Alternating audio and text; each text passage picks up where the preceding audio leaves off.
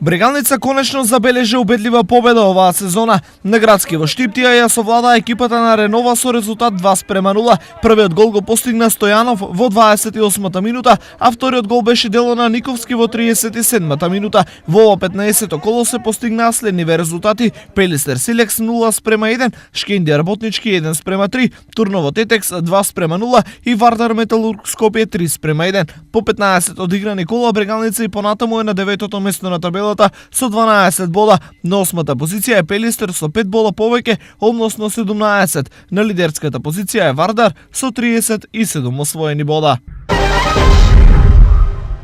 Викендов се одигра седмото коло од првата македонска футсал лига. Мала Екс доживеа пораз на домашен терен од екипата на Јувентус со резултат 4:5. По првиот дел Штипјани имаа пренос од 2:1, меѓутоа гостите во вториот дел го свртеа резултатот во своја полза и издвојуваа победа. По 7 одиграни кола Мала Екс е на 5-та позиција на табелата со 9 бода.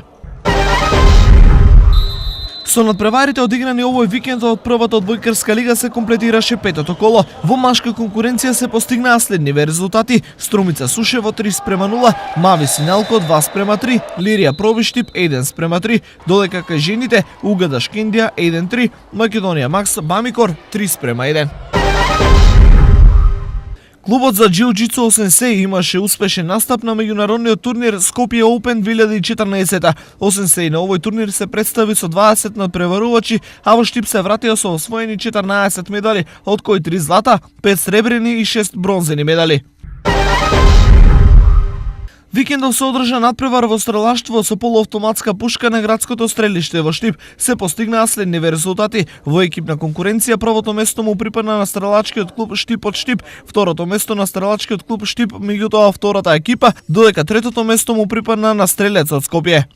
Што се однесува на поединечна конкуренција, првото место го освои Драган Трајанов од Штип, второто место Јован Андоновски од стрелачкиот клуб Велес, а третото место го освои Кирчо Бошков од Штип.